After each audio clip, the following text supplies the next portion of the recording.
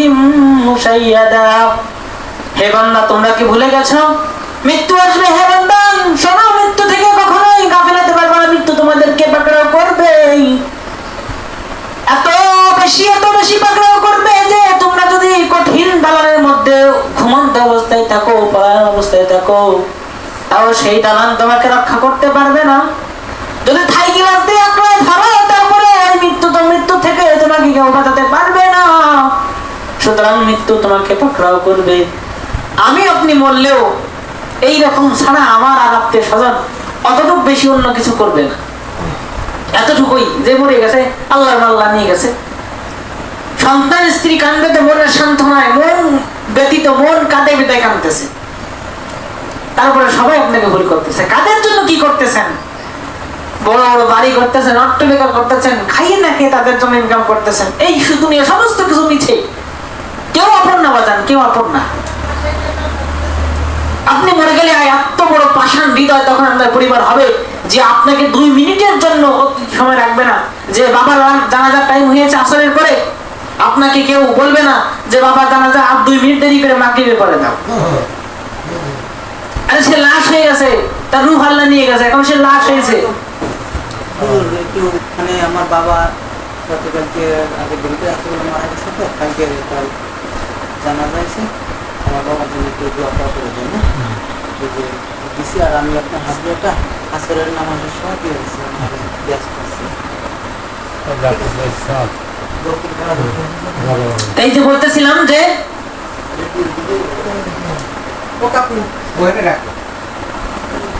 যে লাশ হয়েছে, যে লাশ হওয়ার মধ্যে মানুষ বলবে লাশ তো লাশ হয়ে গেছে, পছন্দ ধরবে, দ্রুত মাটির মধ্যে নামাও।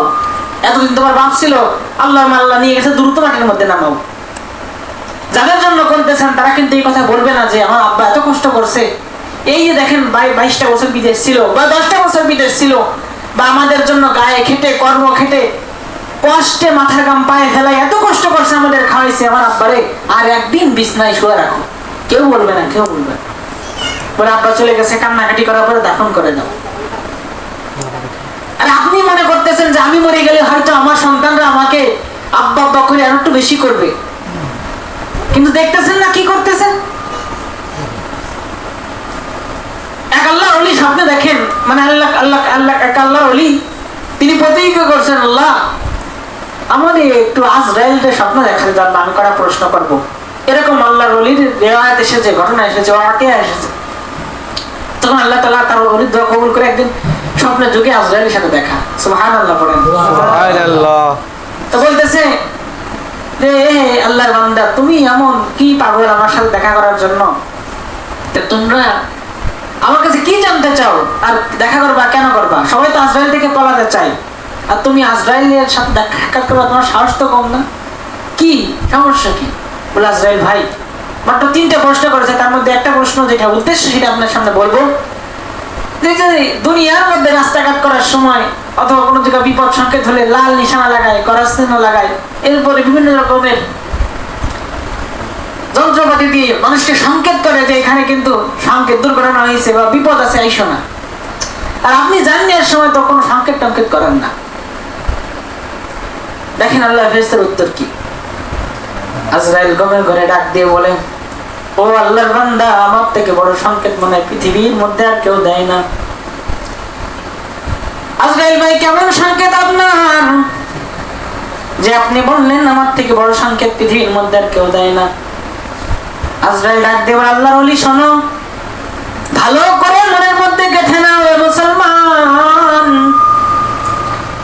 হে আল্লাহর ওলি শোনো, তোমার সামনে থেকে তোমার বাপকে নিয়ে গেলাম, তোমার সামনে থেকে তোমার মাকে নিয়ে গেলাম, আর তোমার কানে কানে বলে গেলাম, হে আদম সন্তান, তোমার সামনে তোমার মাকে নিয়ে যাচ্ছি, এরপরে সিরিয়াল তোমারও হতে পারে, সাবধান, সতর্ক থেকো। আল্লাহর শাস্তি, আল্লাহর রহমত থেকে নিরাশ হয়ে জাহান্নামের পথের দিকে যেও না। হে আদম সন্তানের পর আমি তোমার সামনে তোমার দাদাকে নিয়ে গেলাম, আর তোমাকে সংকেত দিলাম, এই তুমি যুবক, তুমি বৃদ্ধা হয়েছো, তাতে কি?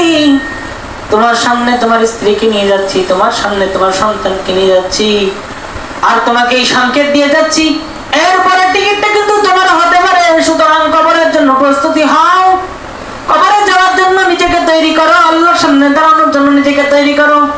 বলো হে আল্লাহর ওলি, এর থেকে বড় সংকেত আর কি হতে পারে? হ্যাঁ মুসলমান, আমাদের থেকে এই ঘটনা থেকে শিক্ষা নেওয়া দরকার। আমার সামনে তোমার বাবা চলে গেল, আমার সামনে তোমার দাদা চলে গেল, আমার কলেজের সন্তান অন্ধকার কবর চলে গেল। আমি এখনো কোন বাহাদুরি রং তামাশায় ঘুরে বেড়াই। কি ভাবছি মনের মধ্যে যে আজরাইল তো আমার কাছে আসবে না। কি ভাবছি মনের মধ্যে, আজরাইল হয়তো আমাকে চিনবে না, আজরাইল হয়তো আমাকে বিদ্যার আগে নিবে না। এই আশায় আকাঙ্ক্ষায় কি তেমন নাই নিবাস্তিছে রে মুসলমান? তোমার কি দিলের মধ্যে মরণের ভয় আসে না? তোমার কি আজরাইলের কথা চিন্তা হয় না? তোমার কি মৃত্যুর কথা একটু মনে পড়ে না? জীবনে তো কত জানাজা পড়লা, কত মানুষকে দাফন করলা। চিন্তা করে দেখো না, তুমি যেদিন অন্ধকার কবরে তোমাকে রাখা হবে, তোমার হালত কি? তুমি মানুষকে দাফন করে বাড়ি ফিরতেছো, তুমি মানুষের জানাজা পড়ে বাড়ি ফিরতেছো, ভালো মন্দ রান্না বাটাই খাইতেছো, আরাম এসে বিছানায় প্রতিদিনের নাই আজকেও নিমন্ত্রিত ঘুমের মধ্যে যাইতেছো। কিন্তু তোমার দুনিয়া থেকে চলে যাওয়ার জগৎটা ভিন্ন। যেই জগতে 3টা কাফনের কাপড় আর নিজের শরীর নিয়ে এমনকি দুনিয়ায় যে খাটলা, একটা সোনার দানি কোনো কিছু দিল না, খাট পালংও দিল না, বালিশও দিল না, কোনো কিছু দিল না। এই অন্ধকার কবরে তুমি 3টা কাপড় বিহি ছাড়া আর কিছুই নিয়ে যেতে পারলো না। ওই কবরের মধ্যে তুমি কেমনে থাকবে একটু কিন্তু চিন্তা করো। আল্লাহ পাক রব্বুল আলামিন বলেন, আইনামা তাকুনু ইউদরিকুমুল মাউত ওয়ালাউ কুনতুম ফি বুরুজিম মুশাইয়াদা। হে বান্দা, তোমরা কি ভুলে গেছো মৃত্যু আসবে? হে বান্দা শোনো, মৃত্যু থেকে কখনোই গাফিলাতে পারবে না। মৃত্যু তোমাদেরকে পাকড়াও করবে, এত বেশি পাকড়াও করবে যে তোমরা যদি কঠিন দালানের মধ্যে ঘুমন্ত অবস্থায় থাকো, পলায়ন অবস্থায় থাকো, তাও সেই দালান তোমাকে রক্ষা করতে পারবে না। যদি থাইকি বাঁচতে আঁকড়ায় ধরো, তারপরে এই মৃত্যু থেকে তোমাকে কেউ বাঁচাতে পারবে না। সুতরাং মৃত্যু তোমাকে পাকড়াও করবে। হ্যাঁ মুসলমান, সুতরাং মৃত্যু থেকে নিজেকে বাঁচাও। মৃত্যুর পর হবে আসল জিন্দেগি, যদি হয় জান্নাত আর নাই তোমার ঠিকানা হবে জাহান্নাম। মৃত্যুর কথা আমরা স্মরণই করি না, যে মৃত্যু আমাদেরকে আসবে একদিন পাকড়াও। আল্লাহ তাআলা বলেন, আইনামা তাকুনু ইউদরিকুমুল মাউত ওয়ালাউ কুনতুম ফি বুরুজিম মুশাইয়াদা, যে মৃত্যু তোমাদেরকে পাকড়াও করবেই করবে। এরপরে বলতে হবে ওয়ালাউ কুনতুম ফি বুরুজিম মুশাইয়াদা, তোমরা যদি কঠিন ঘরের মধ্যেও যদি, মানে আপনি কেমনে বুঝবো, এমন মনে করেন লোহার ঘর, সেখানে কেউ যেতে পারে না, কোনো ক্ষমতা নাই, সেই লোহার ঘরের মধ্যে যদি তোমার পলায় থাকো, বিলাসান বাড়ির মধ্যে যদি পলায় থাকো, তাও মৃত্যু তোমাদেরকে ধরবে। কি আপনাদের ধরবে না? ধরে বলেন ধরবে না? মৃত্যুকে অস্বীকার করার কোনো কায়দা আছে? মৃত্যু আমার আসবে। আমরা কেমন উদাসীন, হুজুর আযান দিয়েছে, মুয়াজ্জিন আযান দিয়েছে, ওরা নামাজ পড়ুক গা, আমাদের জীবনে বহুত বাকি, কেবল বয়স 23, কেবল বয়স 20, বাঁচবো বহুত দিন। এই আশায় এখানকায় আমরা নামাজ পড়তে পারি না। ভাই, তোমার কবরে তুমি যাবা, তোমার সওয়াল তুমি দিবা। তবে একটা কথা শুনে রাখো মুসলমান, ইমাম সাহেবের যে সওয়াল জবাব, তোমারও সেই সওয়াল জবাব, মুয়াজ্জিনের সওয়াল জবাব, তোমারও সেই সওয়াল জবাব। কেমনে তুমি দিবা? তোমার মধ্যে কিছু নাই। এই কবরের মধ্যে তুমি ধনী বিদায় তোমাকে 5 কাপড়ে দাফন দেওয়া হবে না। এই কবরের মধ্যে তুমি গরিব বলে তোমাকে ল্যাংটা অবস্থায় শোয়ানো হবে না। এই কাপড়ের মধ্যে তুমি এমপি, মেম্বার, মিনিস্টার হতে পারো, কিন্তু কবরে সবাই সমান। এই কবরে তোমারও 3টা প্রশ্ন, আমারও 3টা প্রশ্ন। আমি মুসলমানের সন্তান, আমাদের মসজিদের ইমাম সাহেবের 3টা প্রশ্ন, আমারও 3টা প্রশ্ন। দেখার বিষয় আছে, ইমাম সাহেব নামাজ পড়ে, আমি পড়তেছি না, তাহলে কি ইমাম সাহেবের থেকে আমি ভিন্ন হয়ে গেলাম? আমি কি আল্লাহ তাআলার দিক থেকে ফিরে আসলাম নাকি ফিরে গেলাম? আমার কবরের কোনো চিন্তা নাই। মসজিদে আযান হয়, 5 জন 7 জন জামাতে নামাজ পড়ে, এত বড় মহল্লা, জুমার দিন লোক ছাড়ে না, দিনের মসজিদের মধ্যে ভরে যায়। ওক্তে নামাজে কেন আমি শরীক হতে পারি না? আমি রিকশা চালাই, ভ্যান চালাই, আমি দুনিয়াবি কাজ করি, ব্যবসা বাণিজ্য করি,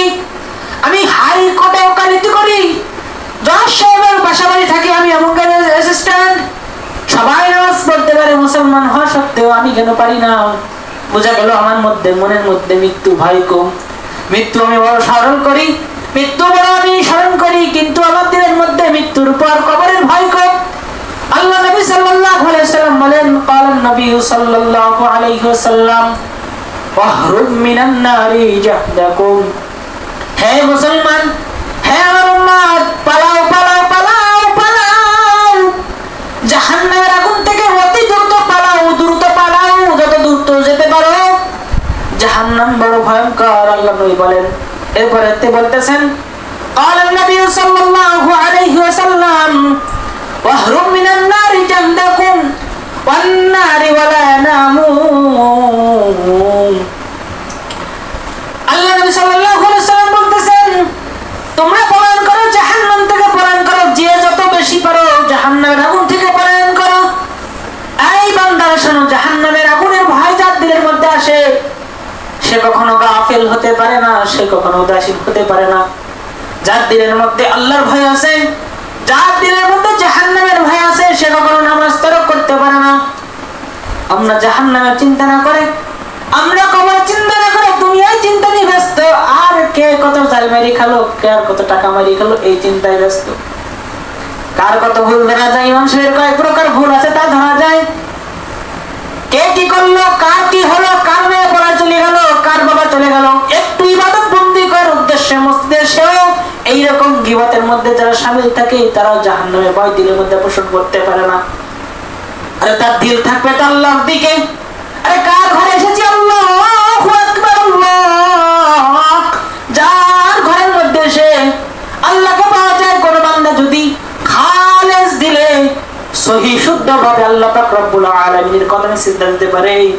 আল্লাহ নবী বলেন, একটা সিজদা দেওয়া উঠতে দেরি, আল্লাহ তাআলার কদমে সিজদা দিতে উঠতে দেরি, তার জীবনের সমস্ত গুনাহ মাফ হয়ে যেতে দেরি নেই। বলেন না সুবহানাল্লাহ। আমরা কোন হালতে আছি বুঝলাম না। আমার দিক যদি ওয়াজটা শুনেন তো নাই রেখে দিই, খেয়াল করেন খেয়াল করেন। তাহলে কি বললাম, আল্লাহ পাক রব্বুল আলামিন বলছেন যে মৃত্যু তোমাদেরকে পাকড়াও করবেই করবে। তোমরা যদি আলিশান বিল্ডিং এর মধ্যে থাকো, লোহার কার্পেট বানায় থাকো, কাঁচ দিয়ে থাই গ্লাস দিয়ে ধুই করে রাখতে পারো, তারপরে মৃত্যু তোমাদের কি করবে, কি করবে ভাই, পাকড়া করে ধরবে। বাংলা কই আর ধরবে, ঠাইসে ধরবে। এক কথা হলো কি, আমাদের অঞ্চলে বসে ঠাইসে ধরবে, তাই করে শোনা যায়, শুনতে খারাপ শোনা যায় কিন্তু বুঝতে পারো, তাই না, যে মৃত্যু তোমাকে ঠাইসে ধরবে। তাহলে মৃত্যু আমাদেরকে কি করবে, ঠাইসে ধরবে। ছাড়া কোনো কায়দা আছে?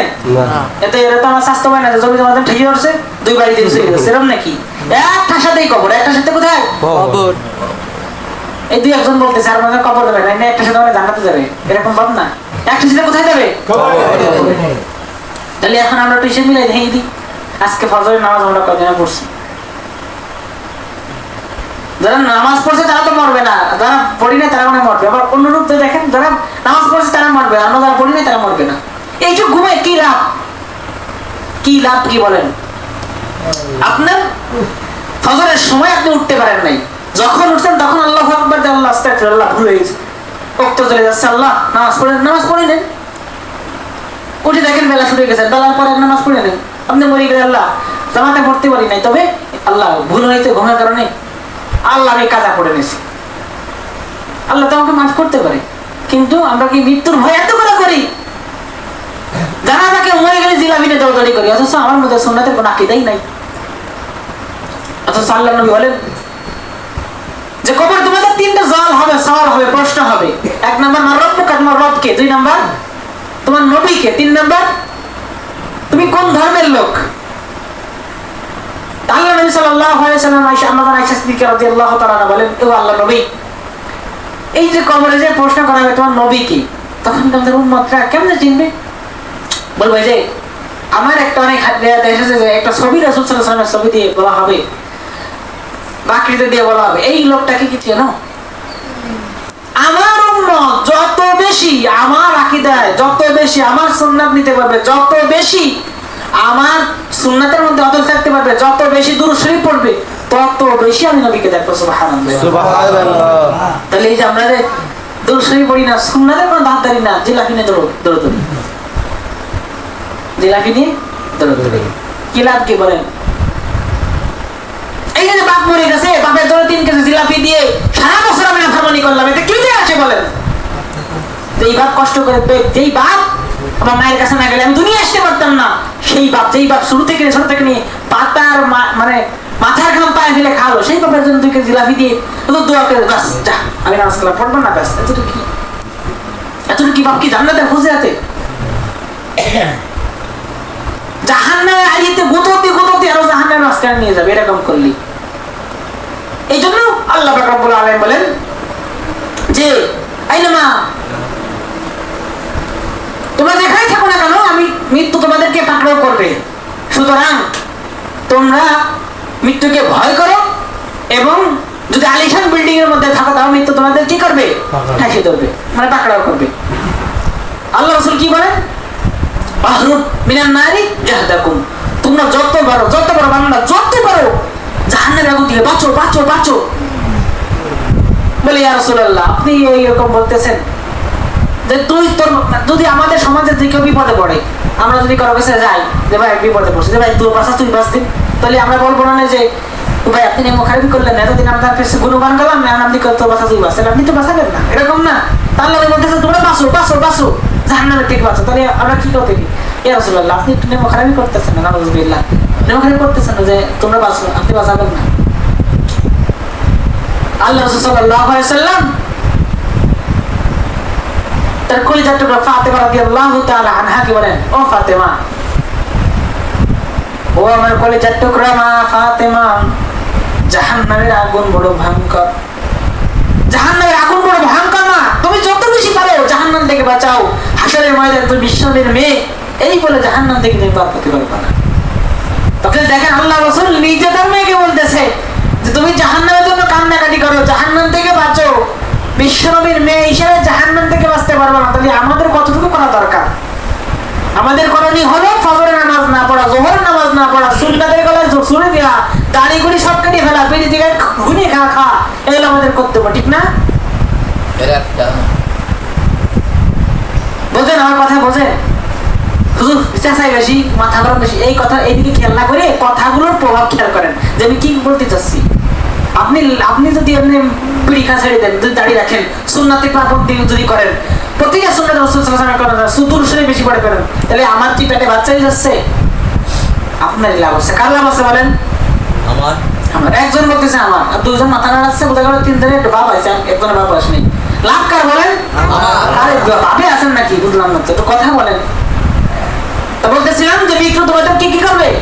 পাকড়াও করবে। আর এই মৃত্যু তুমি যত বছর আলিশান মৃত্যুকে তোমরা ধরতেই হবে। আর এই মৃত্যুর পরে কোথায় যাব?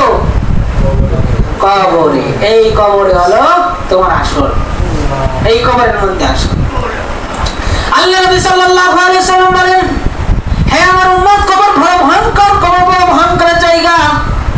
এই কবর থেকে বেঁচে দুনিয়া থেকে বেঁচে আসো, দুনিয়ায় নেক কাজ করো, সৎ কাজ করো, এই দুনিয়ার মধ্যে থেকে তোমরা আল্লাহ তাআলাকে স্মরণ করো, তাহলে দেখবা কবর তোমার জন্য জান্নাতের বাগিন হয়ে গেছে। আর যদি কবরের মধ্যে দুনিয়ায় থাকতে 1 টাকা মাইনে রেখাইছো, এর আগে ঠেলে রেখাইছো, নামাজ ঠিক মতো পড়ো নাই, ওয়াক্ত মতো আযান দিলে নামাজ ঠিক মতো যাও নাই, বড়দের সম্মান স্নেহ করো নাই, যত আকাম হুকুম তোমার দ্বারা সংগঠিত হয়েছে বান্দা, কবর আযাব বড় ভয়ঙ্কর, এই আযাবে তোমরা সহ্য করতে পারবে না। আল্লাহ নবী সাল্লাল্লাহু আলাইহি সাল্লাম, আহরু মিনান নারি জুহদাকুম, আয় উম্মত, কবর আযাব বড় ভয়ঙ্কর, যত পারো তাড়াতাড়ি, যত দ্রুত পারো কবরের আগুন থেকে বাঁচো, জাহান্নামের আগুন থেকে বাঁচো। আল্লাহর নবী কেমন ভাবে জাহান্নামের আগুন থেকে বাঁচবো? জাহান্নাম কেমন জিনিস আমরা তো দেখি না, এই চোখে স্মরণ করি না, আল্লাহর নবী কেমন করে দেখবো? আল্লাহ নবী বলেন, আতিউ আল্লাহ আতিউর রাসূল, আমি রাসূলকে অনুসরণ করো, আর আমি রাসূলকে অনুসরণ করলে আল্লাহকে অনুসরণ করা হবে, আর আল্লাহকে অনুসরণ করলে আল্লাহ তোমাকে অলিহু বানায় নেবে, অর্থাৎ বন্ধু বানায় নেবে। আর যখন তুমি আল্লাহ তাআলার বন্ধু হয়ে যাবা, তখন তোমাকে আল্লাহ জান্নাত দিয়ে দেবে। সুবহানাল্লাহ। আল্লাহ পাক আপনাদেরকে কবুল করুন, বলি আমিন। সুবহানাল্লাহ জোরে, অর্থাৎ ঈমান গুলো একটা সারা আছে।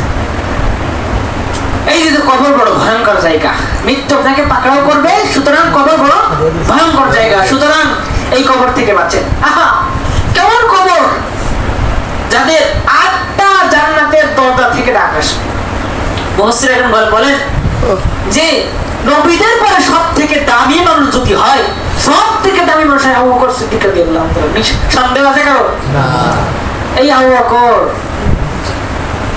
সাহাবীরা বলেন রাতের বেলা একদম কান্নার আওয়াজ কিরে এত বেশি রাতে কে কান্নে? তাহাজ্জুদের কান্না তো এত বেশি হওয়ার কথা না। আরে কোথা থেকে কান্না আসে? ওই কবরস্থান থেকে আসে। দেখো তাকায় দেখো, যাও যাও দূরে যাও, মা মরে গেছে, বাপ মরে গেছে, আর এই জন্য পরম পরে কান্না করতেছে, তাকে সান্ত্বনা দিয়ে ঘরে ফিরে আনো। কন্যা বালক বাচ্চা যেন কান্নাকাটি করতেছে, তাকে ঘরে ফিরে নিয়ে আসো। তার মার কোলে তার বাবার কোলে তাকে দিয়ে দাও। এই দেখো কারা কান্নার আওয়াজ, এই কান্নার আওয়াজে আমরা ঘুমাতে পারি না, যাও যাও দেখো কে কবরস্থানে কান্নাকাটি করে।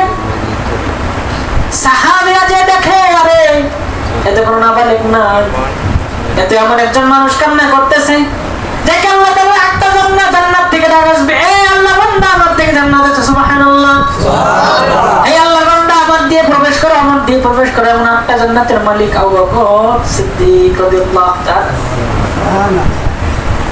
এতে আমার একদম কান্না তো কোনো নাবালিগ না, তো আমিরুল মুমিনিন আবু বকর, বিশ্বনবী পরে আবু বকর সারে বিয়ার নবী চলে গেছে, আমি আবু বকরের কোন হালত, আমি আবু বকরের দ্বারা যদি কোনো ভুল কাজ সংঘটে হয় তবে রাসূল আমাকে ধরে আবু বকর এটা করো না, এটা হাদিসের বিপত্তি, আবু বকর এটা ইসলামের বিপত্তি, আল্লাহ তাআলা এর বিরুদ্ধে আয়াত নাযিল করেছে। এখন নবীও নাই, কোনো আয়াত নাযিল হবে না। আমি আবু বকর আমাকে জান্নাতের টিকিট দিয়েছে ঠিকই, কিন্তু আমার নবী নাই, এই নবী না। জীবনে ভুল করলে আর কেউ ধরা দিবে না, আল্লাহ তাআলা পয়গম্বর থেকে আমাকে কেউ নোটিশও দিবে না। আমি আবু বকরের কি উপায় হবে, কি উপায়? আবু বকর কান্দে, কবর কেমন কবর, এই নবীর আগে যদি আমি মরে যেতাম, কতই না আমার খুঁজতেছি, আমি যদি মরে যেতাম আমার নবী আমার জন্য সুপারিশ করতো, আমি মরে গেলে আমি আমার নবী আমার জন্য দোয়া করতো, সেই নবী আগে চলে গেছে এই কবর। কত ভয়ঙ্কর কবর আবু বকর সিদ্দিক রাদিয়াল্লাহু তাআলা। সাহাবীরা ঘুরতে ঘুরতে সান্ত্বনা দিয়ে সন্তানকে বাড়ি ফিরাবে, তাকায় দেখো আবু বকর কাঁদে। আরে সেই আবু বকর কেমন আবু বকর? এমন আবু বকরের নেকির তলা যদি এক নেকির দিয়ে এক পাল্লায় রাখা হয়, নবীর পরে সাহাবীদের পরে সাহাবী, সমগ্র সাহাবী ধরে কিয়ামত পর্যন্ত উম্মত আসবে, তো আল্লাহ আসবে, সমস্ত আমল যদি এক পাল্লায় রাখা হয়, আবু বকরের পাল্লা ভারী হবে, সুবহানাল্লাহ। এই আবু বকর কাঁদে কবরের মধ্যে, কবরে কি হালত, কবরে আমার কি হবে? উসমান গনি কবর দেখলে কান্না করে, সাহাবীরা সাহাবীরা কবর দেখে কান্না হলো, হায় আফসোস কি হয়ে গেল আমাদের, কবর দেখলে কান্না আসে না, জানাজায় গেলে আনন্দ ফুর্তি করে চলে আসে। আল্লাহর কসম, জানাজায় গেলে আমি মানুষের চোখের দিকে তাকাই, দেখি কোনো বান্দা কাঁদতেছে, কোনো বান্দা কান্দে না, চোখে আনন্দ নিয়ে জানাজায় পড়ে ফিরে। কিন্তু দেখার বিষয় আমাদের পূর্বপুরুষদের তাকায় দেখে, একটা মানুষের জানাজায় শরীক হয়েছে, কান্না করে নাই এমন কোন মানুষ নাই, কান্না করে করে আসছে। অনেকে দেখে থাকবেন মুরব্বীরা কান্না করছে, আর আমি বুড়ো হয়ে গেছে, ডাক্তারের কাছে লাঠি বাঁধতে বাঁধতে হাঁটি, কখন তোর আসবে আমাকে ডাক্তার, ও বকশিতে রহমত মোল্লা আসো, কবরের ঠিকানা হয়ে গেছে, কবরের জায়গা সবার জন্য উন্মুক্ত হয়ে গেছে, কবরের জন্য তুমি প্রস্তুত হও, আমাকে ডাক দেয়। আর আমি যদি কবরের শাস্তির ভয় না করে এই গুনাহ নিয়ে কবরে যায়, আমার কবরে কোন হালত, এই কবরে কোন হালত হবে আমার, এই কবরে কেউ থাকবে না, আমি একা, আমাকে যদি শাস্তি দেওয়া হয় ওই কবরে কোন হালতে আমি আছি কেউ জানবে না, এই কবর বড় ভয়ঙ্কর। আরে কি হয়ে গেল আমাদের, আমাদের ছেলে নামাজ পড়তে আসি না, আমাদের কি মৃত্যুর ভয় নাই? আল্লাহর কসম, আল্লাহি আল্লাহি আল্লাহি, মৃত্যু আপনাকে পাকড়াও করবেই করবে, চাই আপনি বেরি খান আর না খান, মৃত্যু আপনাকে পাকড়াও করবে, চাই আপনি দাড়ি রাখেন আর না রাখেন, মৃত্যু আপনাকে পাকড়াও করবে, চাই আপনি দুনিয়ায় বসবাস করেন আর না করেন, মৃত্যু আপনাকে পাকড়াও করবে, চাই আপনি সংসার করেন আর না করেন, মৃত্যু আপনাকে পাকড়াও করবে, চাই আপনি মস্তি আসেন আর না আসেন। মৃত্যু আপনাকে পাকড়াও করবে, চাই আপনি বিদেশ যান আর না যান। মৃত্যু আপনাকে পাকড়াও করবে, আপনি আপনার বাপের কবর জিয়ারত করতে চান আর না যান। মৃত্যু আপনাকে করবে, আপনি মসজিদে হুজুরদেরকে ভালোবাসেন আর না বাসেন। মৃত্যু আপনাকে পাকড়াও করবে, আল্লাহর কসম, আল্লাহকে স্মরণ করেন আর না করেন। মৃত্যু আপনাকে পাকড়াও করবে। বাবাকে দেখার বিষয় হচ্ছে মৃত্যু তো পাকড়াও করবে ঠিকই, কিন্তু মৃত্যুর পর ওই কবরে আপনার কি হালত হবে। আমার আদরের সন্তান, নিজ হাতে গঠনের সন্তান, নিজ হাতে মেয়েকে মানুষ করলাম, সন্তানকে মানুষ করলাম, সেই সন্তানগুলো আমাকে মাটি দিয়ে চলে আসবে। যেই স্ত্রীর কাছে আমি 32টা বছর সংসার করে একই বিছানায় ঘুমিয়েছি, স্ত্রীর মহাব্বতে ঢাকায় যাই নাই চাকরি করতে, স্ত্রীর মহাব্বতে বিদেশ যাই নাই, সেই স্ত্রী আমাকে কান্না করিতে বিদায় দিয়ে দিবে। এরপরে বলেন তো আপনার কোন হালত হবে? ঘুরে ঘরে থাকতে পারেন না, বিল্ডিং বানান, সুন্দর সুন্দর লাইটিং করেন, সুন্দর সুন্দর ফ্যান করেন, আর কবর কেমন কবর? কোন বাতিও নাই, কোন লাইটও নাই, কোন ফ্যানও নাই। ওইটা 3 কাপড়ে কাফন দিয়ে রেখে আসবে। যুগের পর যুগ, বছরের পর বছর ওই কবরের মধ্যে আপনাকে থাকতে হবে রে বাবা। ওই কবর থেকে আপনাকে আর উঠানো হবে না। ওই কবরের বিষয়টা কি একটু চিন্তা করে দেখতে পারলাম। বড় বিল্ডিং করতেছেন, মিস্ত্রিদের সাথে রাজনীতির কাজ করতেছেন, লুঙ্গি ভালো নেই বিধে নামাজ পড়তে পারতেছেন না, মাঠে ময়দানে কাজ করতেছেন, গাড়ি ঘোড়া চালাচ্ছেন, লুঙ্গি না পাক বলে নামাজ পড়তে পারতেছেন না। বাবা বলেন না, ওই সময় যদি আপনাকে মৃত্যুকে পাকড়াও করে, আপনি কোন হালতে আল্লাহকে দাঁড়াবেন? কোন হালতে আল্লাহর সামনে দাঁড়াবেন বলেন না? এই জন্য বাবা আসেন, আল্লাহ রাব্বুল আলামিনের কথা মেনে কোরআন হাদিসকে সামনে রেখে মৃত্যু আসার আগে আগে আগে আগে নিজেকে শুধরাই, অথবা শুধরে কোনো মানুষের কাছে যে নিজেকে শুধরিয়ে কবরের প্রস্তুতি নিয়ে পারবেন তো ইনশাআল্লাহ? এত হাসতে মা পারবেন তো ইনশাআল্লাহ? ইনশাআল্লাহ। মালিকে ইনশাআল্লাহকে তুমি কবুল করো, আমিন। এই জন্য মৃত্যুকে পাকড়াও করবে, মৃত্যু আপনাকে অবশ্যই ধরবে।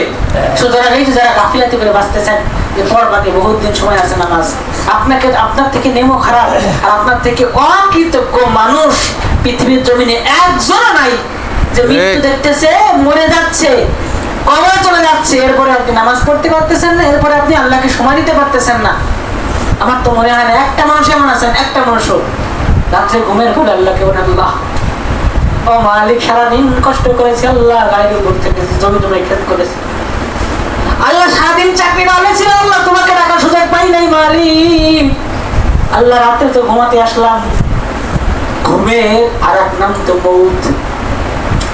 এই ঘুমের ঘরে যদি আল্লাহ তুমি নিয়ে যাও, ও মালিক আমার মধ্যে কোনো আমল নাই, ঠিক মতো নামাজও পড়তে পারি না আজকে সারাদিনের মধ্যে, আল্লাহ এই রাতে যদি তুমি ওকে নিয়ে যাও আল্লাহ, মালিক কোন দরবারে কোন হালতে তোমার সঙ্গে দাঁড়াবো আল্লাহ। আল্লাহ সারাদিন তোমাকে ডাকতে পারি না, তোমার সব দেওয়া, তোমার সমস্ত নিয়ামত গুলো ভক্ষণ করিয়া তোমাকে না বলে দুনিয়ার কাজ করেছে, আল্লাহ ও মালিক মাফ করে দাও, যদি মরে যাই আমাকে মাফ করে দাও। এমন একটা মুসলমান পাওয়া যায় না এই আকীদা নিয়ে রাত্রেবেলা ঘুমিয়ে থাকবে। আমাদের আকীদা হচ্ছে কে কি দোষ করলো, কার পিছনে নামাজ হবে, কার পিছনে নামাজ হবে না, আসলো কি গেল, কার মেয়ে বাড়ি চলে গেল, কে সম্পদের মালিক, কে বিল্ডিং। আল্লাহর কসম বাবা, এরকম চিন্তা বিকির না করে আল্লাহ তাআলা নিয়ামত বর্তন করিয়া, আল্লাহকে স্মরণ করিয়া, কবর হাসরকে জানিয়া বুঝিয়া আমল করিয়া ওই কবরের জন্য প্রস্তুতি হয়। ইনশাআল্লাহ আমরা সবাই কবরের জন্য প্রস্তুত হব তো ইনশাআল্লাহ। ভাই খুব সতর্ক হন, আমার কথা ভালো না লাগুক না লাগুক এতে আমার কিছু যায় আসে না, তবে এই কবর আপনার মৃত্যু হবেই তো হবে। মৃত্যু অস্বীকার করেন এমন কেউ আছেন? তবে এরপরে তো কবর আছে, এই কবরের কথা একটু চিন্তা করেন। আল্লাহ পাক আমাদেরকে বুঝার এবং আমল করার মতো, সঠিকটা বুঝে বুঝে বুঝে বুঝে আমল করার মতো তৌফিক দান করুন। আমিন।